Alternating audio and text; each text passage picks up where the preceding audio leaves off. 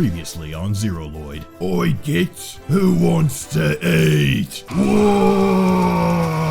Currently on Zeroloid, Astra Lost in Space, or Kanata no Astra, has really been the hidden gem of this last season. While many were content with their Doc Rocks and Fire Fellows, some of us had a good time watching this little show about a bunch of folks getting lost in space, myself included. Get ready, lads.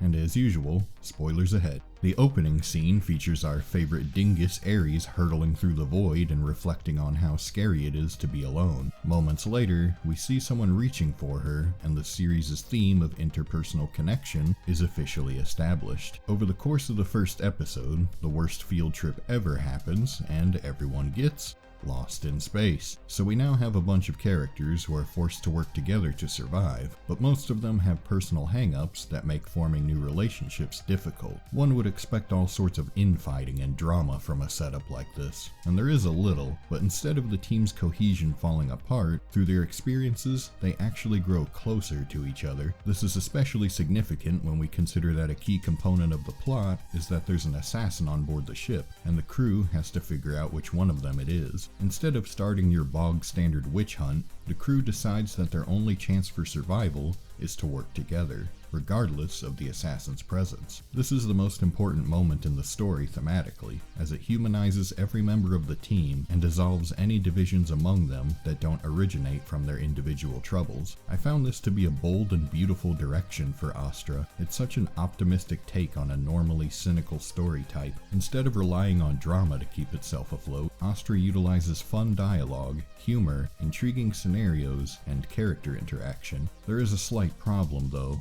Due to its laser focus on characters, once the plot kicks into maximum overdrive towards the end, things can feel a bit underdeveloped and rushed. It also doesn't help that the characters are a bit too archetypal, but archetypal as they may be, I still love these space dorks. During their travels, they bridge the expanses between planets, as well as the expanses between each other. Only as a team can they hope to overcome their absurdly dire circumstances, develop into the people they want to be, forge a new family, survive having the very meaning of their existences challenged, face the unknown, and ultimately see the universe through their own eyes. All this and more on the next episode of Astra Ball Z. By forming bonds with one another, the crew turns the inherently terrifying and lonely emptiness of space into a place of adventure. They do more than survive, they thrive. Astra Lost in Space? More like Astra Found in Space. The show's themes absolutely saturate it, and they aren't subtle in the slightest, which is fine. Not everything has to be subtle. If anything, it's refreshing to see something be so straightforward and genuine. Heck, even the way Kanata always states the obvious with his survival tips like, moving forward equals progress, could be taken as the series proudly recognizing how conspicuous its messages are. Astra Lost in Space offers a positive view of humanity, where being faced with hardships pulls people together instead of pushing them apart. It's human nature to cause divisions, but as the Bible says, if a house be divided against itself, that house cannot stand. Can this show come off as naive and corny?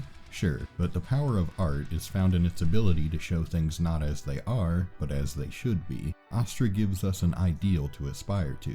In a world where people fail to recognize each other as flawed human beings and refuse to see the flaws in their own mindsets, Astra can certainly help offer some perspective. It reinforces the importance of considering the individual circumstances of people around you, as well as becoming your own person. Plus, it reminds us that humans aren't meant to be alone. Plain and simple. The show is really pretty too. Just thought I'd point that out. Per aspera ad astra. Through hardships to the stars. It doesn't get more straightforward than that. Despite the numerous instances of questionable writing, with the show constantly trying to one-up itself with crazier and crazier twists, treating the audience like a frothing pack of idiots, pulling things out of its butt, and trying to juggle multiple underdeveloped themes at once toward the end, such as history being written by the victors, suppression of information, and how a peace built on lies is unsustainable, I still think Astra is a worthwhile series. If a story attempts to do something different, and most importantly, leaves the audience with something valuable to take away, then it's a work worth recognizing. Oh, and we don't get very many decent sci-fi or space anime nowadays, so if we can get more of those, that'd be great. This is Captain Obvious, signing out.